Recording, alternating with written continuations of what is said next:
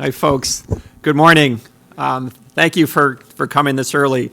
So, folks, those of you, I know many of you don't know me. My name is Jim DiCarlo. I'm just really happy to have you here to, this is really the first Quest workshop on a topic that we've picked together. And again, my name is Jim DiCarlo, and my background's in biomedical engineering, but I'm currently a professor of neuroscience. I'm head of the MIT's Department of Brain and Cognitive Sciences, but today I'm here before you as the director of the Quest core on the MIT Quest for Intelligence. So many of you may have heard about the Quest. What is the Quest? So let me tell you just briefly about the Quest, just to remind you. So the Quest is organized around two goals.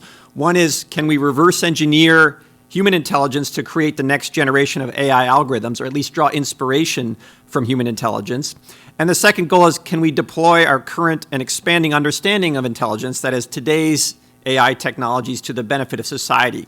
So those goals are organized again under this organization called the Quest, and the two entities are the core being with the first entity, reverse engineering aspects of human intelligence. And a major part of the core is to encourage vertical integration of large-scale research efforts across campus. And we like to call these moonshots because achieving major breakthroughs is going to require more than specific disciplines within MIT. And I think this workshop exemplifies the idea of going across disciplinary boundaries.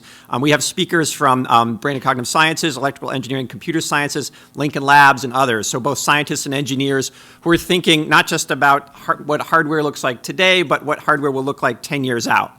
So I want to thank Jesus de Alamo for really taking the scientific lead on organizing this, and also thank Rachel Donahue for all her work to organize this, the details of this workshop. So I want to say that even though I'm a brain scientist, I want all of you to know that I don't think that the future AI technology must be 100% biomimetic. You know, we can say we don't need to build we don't need to build airplane wings out of feathers to actually fly planes. So I don't think we have to be fully biomimetic, and I think many of you appreciate that. However, I think you should consider these two facts. Current AI technologies are clearly far less intelligent than human intelligence, and also current AI hardware is far more power hungry than the brain. If you don't know, the brain runs on about 20 watts. So when you consider those two facts together, it's clear that in terms of intelligence ability relative to power ratio, the metaphorical aircraft that we're all trying to build is really just kind of stuck on the tarmac. So I hope today's workshop will inspire us to coalesce around some new ideas, new avenues of research. And this is, again, really a largely internal-facing workshop for those of us at MIT to get to know each other and maybe organize around new areas that we haven't yet been working on together. And I know I'm going to learn a lot from participating. I hope you will learn a lot from speakers, especially those outside your field.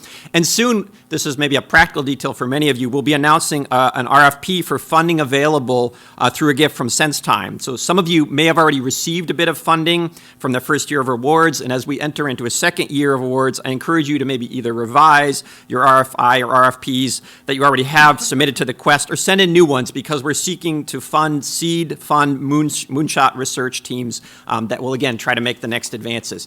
So again, I'm going to thank my colleague Jesus de Alamo and turn it over to him, who will be the MC of today's workshop. So Jesus. Yeah, thank you, Jim. So good morning. Welcome to the Quest for Intelligence workshop on intelligent hardware technologies 10 years out. So co-organizers of this workshop, as indicated here, is the Microsystems Technology Laboratories and MIT Nano. My name is Jesus de Alamo. I'm the director of MTL. So this workshop is predicated on the notion that continuous progress of AI well into the future is going to also demand advancements in hardware technology. And so we've witnessed tremendous progress in the last few years in the power of artificial intelligence. And as you know, this has been greatly due to the appearance of specialized hardware in the form of FPGAs or ASICs, application-specific integrated circuits. And so to continue beyond, we will also need new hardware. In fact, modern hardware today and for years to come is based on silicon integrated circuit technology.